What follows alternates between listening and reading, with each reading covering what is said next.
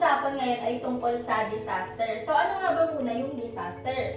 Ang disaster ay isang biglaang pangyayari na nagdudulot ng matinding panganib at pinsala sa mga tao at sa ating tahanan. Halimbawa, kapag may malakas na bagyo o lindol na sumisira sa bahay at naglalagay sa atin sa peligro, iyon ay tinatawag na disaster. Kaya mahalaga na lagi tayong handa at may plano kung sakaling mangyari ito.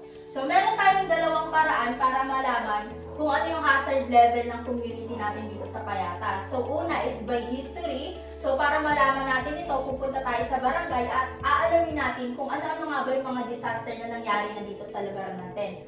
Pangalawa naman is by technology. So meron tayong mga platform tulad ng Project NOAA at GeoRIS-PH. So ang ginamit ko dito ay GeoRIS-PH at nakita ko roon na safe tayo sa tsunami at baha, ngunit prone tayo sa earthquake. Kaya naman ang paghahandaan natin ngayon ay ang earthquake.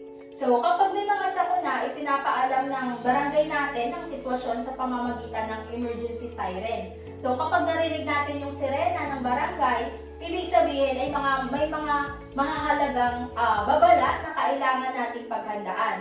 Nagbibigay din yung mga tauhan ng barangay ng karagdagang anunsyo gamit yung loudspeaker nila o kaya umiikot sila sa lugar upang masiguro na lahat ay naabisuhan. At kung sakali man na mawalan tayo ng signal o kaya ng kuryente, maaari tayong gumamit ng AM frequency na radio. So dito pwede tayong makakinig sa mga estasyon tulad ng DZRH o kaya ng DZBB para sa mga balita at update tungkol sa disaster. Kaya mahalaga na alam din natin kung sino-sino yung mga organisasyon na maaaring tumulong sa atin sa panahon ng disaster tulad ng Barangay Disaster Risk Reduction and Management Council or BDRRMC, at pag-uusapan din natin kung ano yung meeting place natin or evacuation area or rally point.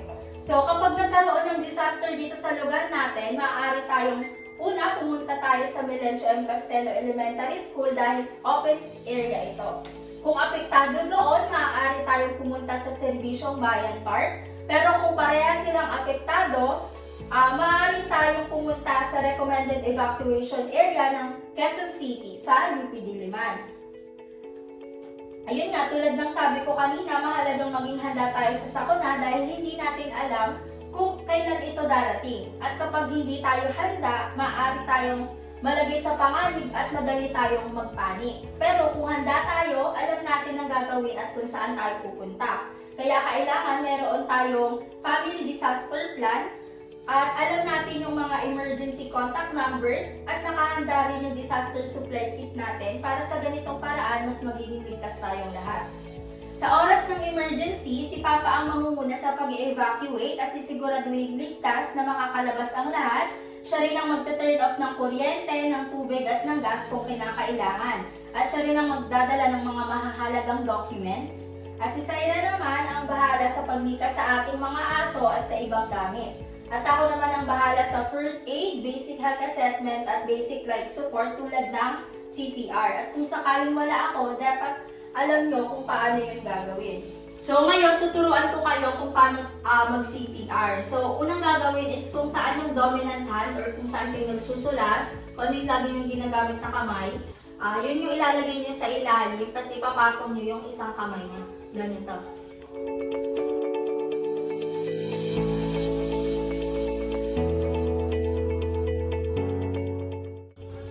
Next naman, para dito sa evacuation plan natin sa bahay, kung sakaling mablock man itong main exit natin or yung primary exit natin, main door, maaari tayong dumaan sa secondary exit natin, which is yung hagdanan dito na connected sa master's bedroom. So next naman is dapat i-make sure natin na nakasave yung phone number ng bawat isa para in case of emergency is maka-contact natin yung bawat isa sa atin. So next naman is para sa mga aso natin. So kung pet friendly naman yung evacuation area, pwede natin silang dalhin. Pero kung hindi, maaari mo na silang ipaalaga sa kamag-anak o kaya sa kaibigan. Sa worst case scenario, kailangan silang pakawalan sa kulungan upang magkaroon sila ng mas mataas na chance na makasurvive. So dito, meron tayong tagi-isang go bag. So yung meron tayo, ang laman ng go bag is meron tayo ditong first aid kit, at PPE. So nandito na yon. Meron din tayong documents na nakalagay sa waterproof at sealed na lagayan. So meron dito mga ID, birth certificate, gano'n. Tapos meron din tayo ditong spare cash. So, meron din tayo ditong food and water na good for 3 days. Tagi-isa dapat tayo. Tapos, meron din tayo ditong emergency tools and communication kit. And then, meron din tayong survival kit. And then, clothing and hygiene kit. At syempre, sleeping bag and blanket. So, nandito yung blanket sa loob. Ito. So, ngayong ready na yung go bag natin, ilalagay na dapat natin to dun sa main door natin kasi malapit siya sa labas kapag in case of emergency, makuha natin siya agad. So, tara, dito natin siya lalagay.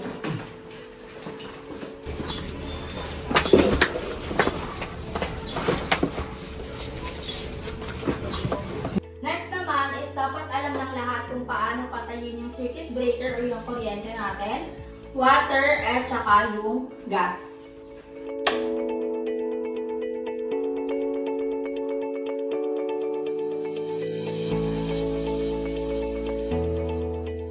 So, if ever man na may mga insurance tayo, dapat nakanote dito yung mga appliances natin kasama yung serial number nila or kaya yung mga model. So, ayan, nakanote naman dito yung mga appliances. So, yung mga emergency hotlines is dapat nakapost dito lang sa ref para easy access at madali natin siyang makita in case of emergency.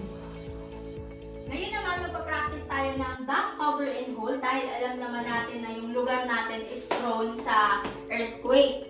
So, meron tayo ditong unan na pwede nating ipantakip at ipamprotekta sa ulo natin. So, meron din tayong matibay na mesa na magsisilbing protection natin kung sakaling may mga bumabagsak na debris.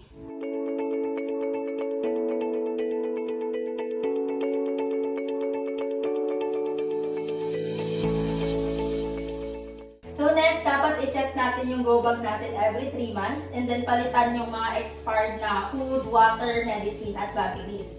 And then, dapat i-review or i-update natin yung mga emergency hotlines or contact numbers natin if merong pagbabago.